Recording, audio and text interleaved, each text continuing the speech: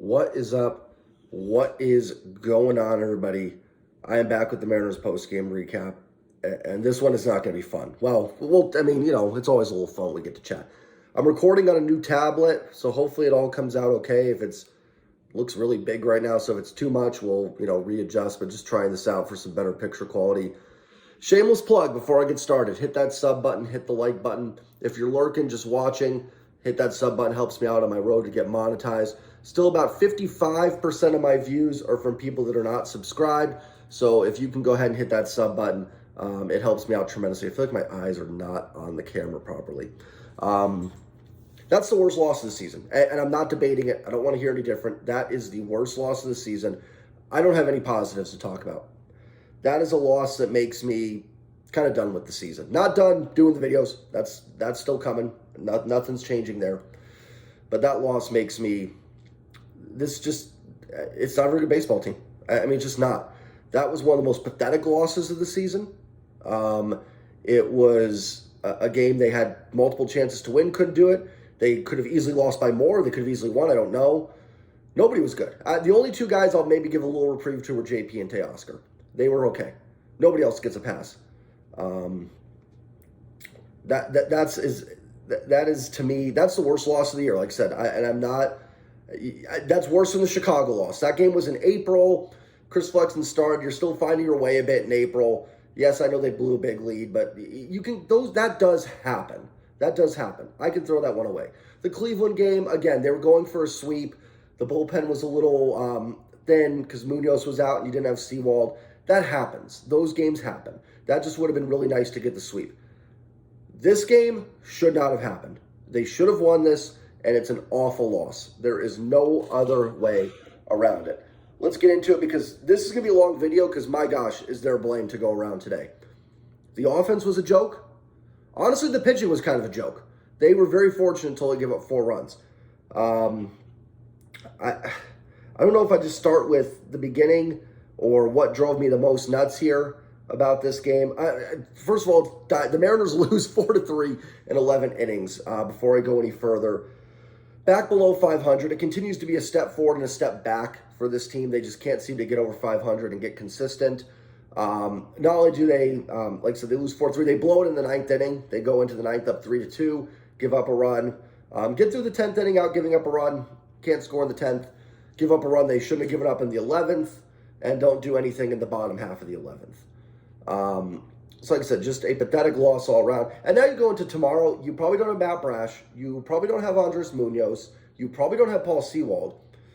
So yeah, now your best 3 bullpen arms are done. Nice job, guys. Great job. Great job not securing that win. I'm going to start with the pitching. Because the pitching was not good today. I'm sorry. I thought Brash was decent. I thought Munoz was okay. The rest of them, and Gabe Spire. Gabe Spire was good. I guess it's never everybody being bad, but it was bad. I didn't think Logan Gilbert was all that sharp. Now, kudos to him. He got through 5 1/3, 6 hits, 2 run, 2 earned, 3 walks, 3 Ks. He battled through it and only gave up the 2 runs against a lineup that just hasn't been very good this year. I always will give credit to results. It was a good job to battle when you don't have your best stuff. You would have liked to see Logan Gilbert get 6 or 7. Turned over the bullpen. Matt Brash did a nice job, got a couple outs. He has pitched much better. The last 2 games here in this series, he's looked really good. So hopefully we're back to getting the Matt Brash of old. Topa came in, gave him a couple hits. There was just base runners every inning for Chicago, it felt like. But Topa gets a double play, gets out of it. Munoz's control wasn't quite as good in the 8th. Had a 3-ball count and 3 hitters, walked a guy. But that stuff is so good, he was able to get out of it. I didn't think Paul Sewald was that bad. Andrews just got a first pitch that was honestly, up near his eye, not near his eyes, but, top of the zone in on him, just turned on it, got a single, it happens. Paul got a fly out, and then the inability in this game, and this is probably the most annoying part of it, to get Andrew Benintendi and Zach Remillard out was beyond frustrating today. Remillard, 29 years old, made his MLB debut. That's cool, good for him. I'm not taking away, very cool. That's awesome. In his MLB debut, they had a great game. But Benintendi and Remillard combined to reach base 9 times. I'm not even going to do the Ferris Bueller joke. I don't care. I'm not funny. Like, 9 times for Benintendi and Remillard. Benintendi has been horrible this season. 709 OPS, that's after his 5 times on base today. Remillard in his major league debut, actually, comes in for Tim Anderson, who leaves with a shoulder injury.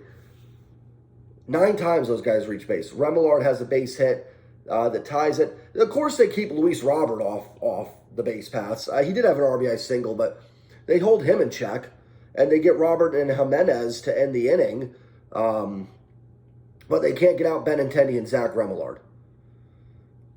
Go to the bottom of the 9th. JP works a nice at-bat with 2 outs. Julio strikes out against Aaron Bummer, who's got a 7 ERA.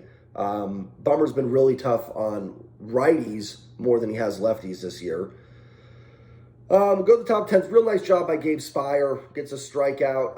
I think he had a strikeout, a ground out, and a strikeout. Gabe Spire was probably the best player today. The only guy I could say, like, just through and through was nothing to complain about.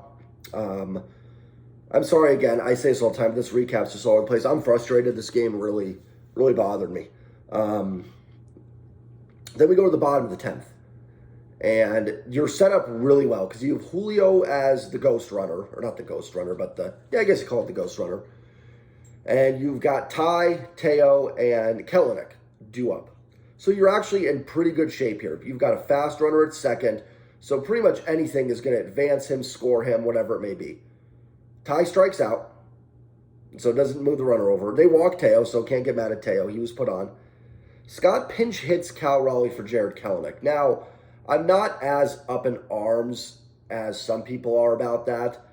And I don't know what it is. You guys know I don't get on the coaches and managers too much. Again, they're ultimately responsible for everything that happens. But, and Bummer's got reverse splits, so I don't mind leaving Kelenic in there if that was your decision. But Kellenic's also he's been scuffling. He's not been swinging a very good bat recently. Neither has Cal, I guess, to that extent. And I think with Cal's ability to hit a fly ball, you're hoping for a Julio steal, and Cal's more likely to get that sac fly than Kelenic does. It's a tough move, though, because it forces you then to essentially sacrifice the DH because you already have Mike Ford pinch hitting for Dylan Moore earlier.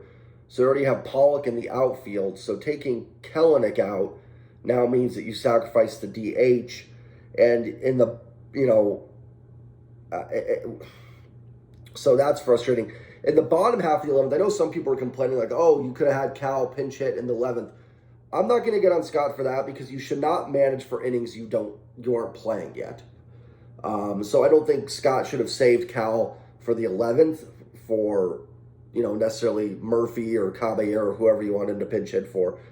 Like I said, because you can't manage a game based on what might happen. Now, you have to be careful as a manager. You do have to think ahead. I'm not saying you don't have to sometimes think 2 steps ahead, but there's no guarantee that bottom of the 11th even happens. There's no guarantee what the White Sox are going to do in the top half if it gets there. So I don't think you can just be like, well, I got to save Cal for the 11th and at bat. I just don't know if it was the right move. At the end of the day, though, this offense, again, with runners in scoring position, just brutal again today. I don't know what they were. Teo had a hit with runners on, and that was it. That was it. I mean, runners on base again like crazy early on against Giolito. And again, they do the same thing. And again, I apologize for going back and forth here. Maybe I should have waited an hour to do this video. But they put tons of base runners on Giolito. They get the pitch count up. They do a nice job of that. How many times is this team going to do that, though? They did against Kopech last night, but they only score 1 run. They did against Ohtani last week. They did against Musgrove in San Diego. Now, they won that game, but, they get these pitchers to get their pitch counts up. They did against Griffin Canning. They did against Andrew Heaney in Texas, Canning in Los Angeles. But they don't knock these pitchers out. Like, great, you made Giolito throw 109 pitches in 5 innings. He gave up the 3 runs, and his team was still very much in the game. Somebody needs to get a hit to knock this pitcher out of the game, whoever the pitcher is. Somebody needs to drive one into the gap to score a couple runs and put the pressure on. It was pathetic last night, but again, and I said it with Rooftop and stuff on the postgame, the win kind of masked it. They got the W, so we kind of forgot how awful they were with runners in scoring position. And they do it again today. They get all these guys on base early on, and then nothing. And then they don't even put a base runner on against the Sox bullpen. Once the Sox get to the bullpen, there was a couple walks and then the ghost runners. But, no runs or anything, no hits. I don't think they had a hit off the Sox bullpen. I could be wrong in that. I'm pretty sure they didn't after they got it done with Giolito. And then you get to the extras. You have 2 innings with runners at second, nobody out. They don't score. Just like I said, the pitching wasn't good, but the offense was just as pathetic. And the pitching gets a little more of a pass because at least results-wise, they only gave up 4 runs in the 11 innings. In the bottom 10th, then Cal strikes out. I'm jumping all over the place. Julio steals third with 2 strikes. So just looking for that fly ball. Cal with a completely uncompetitive at-bat strikes out. Gino comes up, gets pitch clock to a strike, and then just hits a weak grounder and the inning's over. Go to the 11th, and Ty makes a great play to start the inning to cut down the runner at third. So you have 1 out runner at third. And then Saucedo, you had, because Andrus was the hitter, and they got the runner at third. So you had Andrus on at first. Grandal flew out for out number 2, and then here comes Benintendi, and he lines a single into right field, and then Remillard, the Mariner killer, apparently, with another base hit. Again, 9 times those 2 guys reach base. If it's Luis Robert, I can tip my cap, but Remillard Major League debut, that is a really cool thing. As a baseball fan, as a human being, that's awesome and good for him. So I'm not taking away from him at all. But, when Mike Trout gets you can tip the cap. Ohtani, you can tip the cap. If Luis Robert would have hit a couple home runs today, I might have sat here and said, sometimes those big sluggers get you. You got to find a way to work around them. But they took care of Luis Robert. I know he had the RBI single, and that one didn't bother me that much. It's a good hitter that got a pitch low and went with it. It's, and Eloy Jimenez did homer, so I guess those guys did do some damage. I shouldn't say they didn't do any, but those didn't bother me. But 9 times with Benintendi and Remillard, really? Benintendi reached base 5 times? Actually, he reached base 6 because there was an error that Caballero had in the first pitch. Now, I know it's not a reach base, but technically, in terms of the amount of time he was physically on base, was 6. So technically, those guys were on base 10 times. Come on. I don't care who's pitching. I don't. Saucedo needs to get those guys out. Paul needs to get those guys out. Brash, Topa, Logan, whoever it is. And it's been the problem. It goes back to last year. Everyone talks about the Yordan Alvarez home run. Yordan Alvarez is ridiculously good. Why weren't they getting Jeremy Pena out and the other guy that I never heard of that got on base? I've heard of Pena, but there was another guy. And it's not like Pena's a decent player. I'm not, again, going back to that, but it's just that's the guys you need to get out. Yeah, big sluggers are going to kill you. Mike Trout's going to get hits. Shohei's going to get hits. Those guys are really good players. But you need to get Benintendi and Remillard out. And now, like I said, you end up losing the game. Mariners do nothing in the bottom of the 11th. Murphy strikes out. Pollock should have grounded out, but ended up reaching because Andres booted it. Caballero, a perfect microcosm of the Mariners season, gets a 3-1 pitch right down Broadway and just pops it up for an out. That's a bad at-bat. I'm going to call Caballero when he doesn't do good. And then JP, again, JP had the home run, 2 walks. I can't rip JP too much today, but he grounds out to end it. Like I said, JP, Teo's been so hot, I'm not going to give him much grief. Like I said, JP with a home run and 2 walks. I can't bash him too much there, but, just bad. And what is this team? Again, they get to 500, now they're back below. You've got to make some hay. This is, you're going to New York and Baltimore next. You ain't going to go 5-1 on that road trip. That's a road trip where I'm okay with 3-3. This is a homestand where, especially after beating the Marlins 2 out of 3, you needed to probably, and I hate calling for sweeps because I'll be happy if they win tomorrow. I'm not trying to say that, but they've got to, whatever it is they need to do, they need to stop 500 below, 500 below. 2 games under, back to 500, 1 over, 2 below. It's got to stop. Because you know what this is? This is a 500 baseball team. And that's about what they are. They can win. They can win games. They're capable. They're going to win some more games. They've got some really good baseball players. They do. They've got some really good pitchers. They absolutely do. But this is a very mediocre baseball team who is susceptible to losing games like this today. And again, if you're like a White Sox fan, I'm not taking away. That's a really nice win for the White Sox. And kudos to them. And their bullpen did great. I'm not taking away from that. But, in those first 5 innings, someone's got to knock Giolito out. It happened last night. They didn't do it with Kopech. Now, luckily, they did. The bullpen was able to hold the White Sox to 2, and Teo gets the home run. They do just enough. But you can't keep relying on that because it was the same thing today. They get 3-2, and it's going to happen. Paul's going to blow a save. I'm not going to rip Paul Sewald. He's been great this year. Paul deserves to have an off day. It's going to happen. It's the same thing I say when a starter's off that's been really good. It happens. They deserve a day. It's why I'm not ripping Teoscar today. He's been red hot. He had a hit. Yeah, he wasn't great today. He did have an RBI single, but if he was 0 for 5, I probably wouldn't get on him. He's been hot. He deserves it's an okay day. Paul's in the same boat. I'm not going to blame Paul Sewald. He's been fantastic. It's going to happen. That's why you need more runs. Get that game to 4-2, 5-2. I'm not asking for 14 runs. I'm not asking for 10. I'm not asking for 8. I'm asking for 5. The Mariners could have scored 5 runs today. They could have.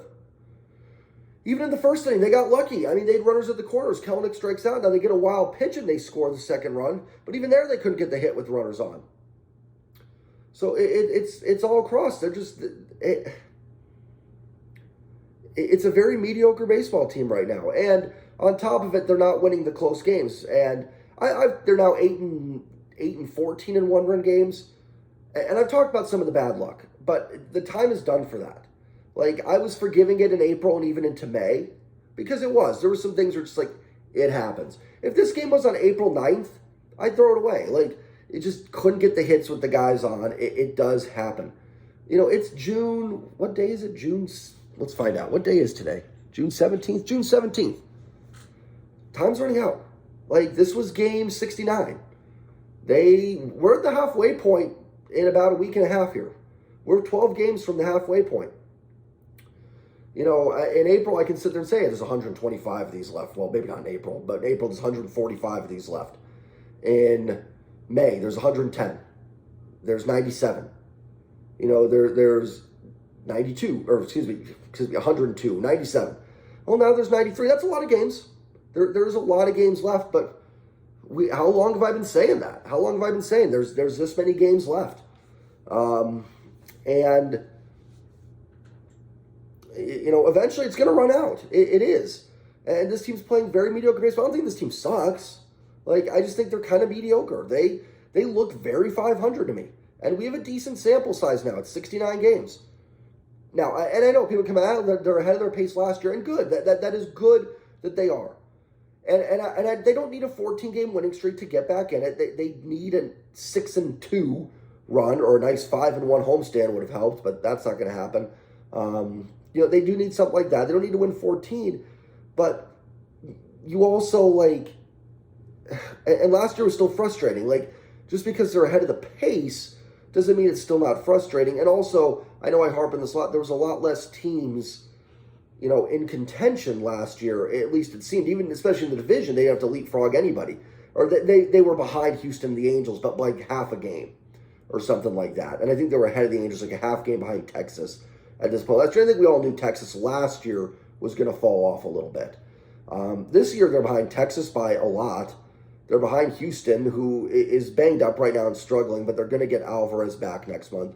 And they're behind the Angels, who actually blew a pretty big game today. But, you're behind them. You're behind these teams fairly significantly, and Texas is much improved, and Houston hasn't even hit their stride yet. Now, maybe they don't. They've dealt with a lot of injuries, McCullers, Garcia, Alvarez, Altuve, so maybe they're just, the horses are running dry this year. But even more reason to get in this. Houston's dealing with a lot. This was a chance to get back in. Even Texas, they've been scuffling a little bit recently. You have a chance here. You could have won today and a couple of these other games. You might be 5.5, 6 back. That's not great, but you're at least threatening a little bit. That loss, like I said, and you guys know me. If anybody's new watching this is not my MO to come on and, I'll vent my frustrations, but I've been very forgiving on losses. I've talked about some of the luck that goes into it. There's always a little luck in one-run games. There were some things today that they were probably a little unlucky. Remolard's base hit in the ninth was not scorched. It was a few hoppers that got through. I mean, that 3 feet to the right, that's probably a double play. But again, in April, I can talk about that, and we can understand that. In June, does anybody want to hear that anymore? Does anyone want to hear, oh, they were close. They were close. They were really close today. Almost did it. You know, if it's done with that. It's time to win games. I said that last week. You guys kind of got the MO for me that I'm done. I'm kind of done with the moral victories. You know, I'm willing to give like moral victories to guys like Brian Wu and stuff that are pitchers just starting out, or if somebody else comes up and makes a major league debut, those guys can have moral victories and stuff. But the team in general, no. There's no more moral victories. You need wins. And you need to get some sweeps. You need to make some statement series. Even winning series is great. Like, if they win tomorrow and can win the next series, that's fine. There's nothing wrong with winning a series. It would be a good homestand. 4-2 would be a really good homestand. But you need to start making some hay. And 2 out of 3 is okay, but you can't keep you can keep winning series, but eventually you are going to run into teams that are going to beat you. Like, you're not going to win every series. So you need to string some wins together and get some sweeps, because eventually you are going to go to New York and Baltimore next series. And it is going to be a series where you can, that's a road trip where, like I said, 3-3 is acceptable in New York and Baltimore. But now they're getting to points where you need to win 4 or 5 in those road trips. Like, you can't do that. The White Sox are a struggling baseball team. You've got to beat them. Now, they've been really good pitching-wise this month. They've had trouble hitting, but they pounded out a lot of hits today. How many hits did they have? I mean, it felt like they had base runners all day today. Let's take a quick look and see how many base runners they had today. It was, 12 hit. They had 17 base runners in 11 innings. The pitching was not very good today. It really wasn't. I think a lot of it today was just a bad White Sox lineup not capitalizing. Logan was not sharp. He needs to be better. The results were okay. And like I said earlier in the video, I will always give credit. I know it's results-based analysis, but I'll always give some guys credits on results, because sometimes you don't have it, you battle, and you get the outs. Logan did that. But Logan's got to go 6 or 7 against this lineup. You know, and like, Paul gets a pass. He's been really good this year. Oh, but just frustrating. That is, and like I said, the problem is now you go into tomorrow and you probably don't have Brash, Munoz, or Sewald tomorrow. Definitely not Munoz. There's no way they're pitching him 3 straight games. Maybe you can get Paul out there. I don't know. I would say probably not, but maybe in a pinch, if you need a couple outs, he can do it. And it's a shame, because you're going into a game that's going to feel really important and is going to be a brutal loss series if you don't get it. And you've got 3 of your best arms down, and you don't have a pitcher going that you necessarily trust to go 8. Bryce Miller, who bounced back really nicely against Miami his last time out. That's awesome. But you're not going to the hill with a guy that you necessarily feel super confident that's going to be able to get you. Like, I know Castillo wasn't super sharp his last time, but you could look at Luis Castillo and go, dude, you're going 8 tomorrow. Like, if you're at 102, I'm sending you back out there for the 8th. You can't do that with Bryce Miller. You can't. You still got to be careful of his arm and his innings. So it's gonna be a tough one tomorrow to see. I'll also give Ty Adcock a shout out. He struck out Robert, so he's fine too. Him and Gabe Spire did their jobs as well. So it's almost a day where you wish they could flip Kirby and Miller. I guess you actually could. I don't think they'll do that, because then you got Bryce starting the Yankee stand. It's gonna be tough, but you almost wonder, because Kirby pitched Tuesday. I'd honestly think about it, because I think tomorrow's a really important game for this team to win. I would almost think about sending Kirby out there, and because he can give you that extra length that you're going to need. I don't know. I'm searching here, but that's a bad loss. Like I said, I'm usually trying to get some positives in there, but there's just not right now, because, yeah, there's some players that are playing well. I'm not saying there's not, but it just frustrating. And the way they came out, the 2 runs in the first inning, was really solid. And they score 1 in the next 10. After Teoscar's base hit in the 5th, they don't get another hit the rest of the way. I think they had 2 walks. I think JP walked twice, and that might have been it. So, just bad. Just really, really bad. And It's one of those losses that kind of makes you go, like I said, is that just what they are? Is that just kind of the team we're getting this year? Because they just cannot seem to get 2 steps forward. Now, luckily, I've been known to jinx a few things, so knowing my luck, they're probably going to go on an 8-game winning streak now. It's not over. I do want to say it's not over. If you're around 500, you have a chance. Because what being around 500 gives you is that chance for a 6-7 game winning streak that gets you right back in it. And that's not impossible in baseball. The A's won 7 in a row. So it's not over. If you guys have made it this far in the video and you're going, Jay, man, don't give up. I'm not. Because if you can hang around 500, you have a shot. But when's it going to come? When is this team going to string these wins together? Right now, they're a mediocre baseball team. They've got 93 games to prove us otherwise. This is a 500 baseball team. Prove us wrong. Prove me, my subs, my loyal fans and commenters that I love, prove us wrong. Show us that this is a legitimate team. Starts tomorrow. Got to win the series. Can't have Chicago in here and take 2 out of 3 from you. It's not good. It leaves you with a 3-3 homestand, going on a very, very difficult road trip. So we'll see. Right now, I think it's 500 team, and they've got to prove me wrong. So we'll see what happens. As always, thank you guys for watching, listening to my ranting and raving. If you made it all the way through this, remember to hit the like button, hit the sub button. Hope you guys enjoy the rest of your weekend. There's Saturday. I'll see you guys tomorrow, but I hope you enjoy the rest of your Saturday. I hope you're all having a great day, and I will see you all tomorrow. And as always, go Mavs. Peace.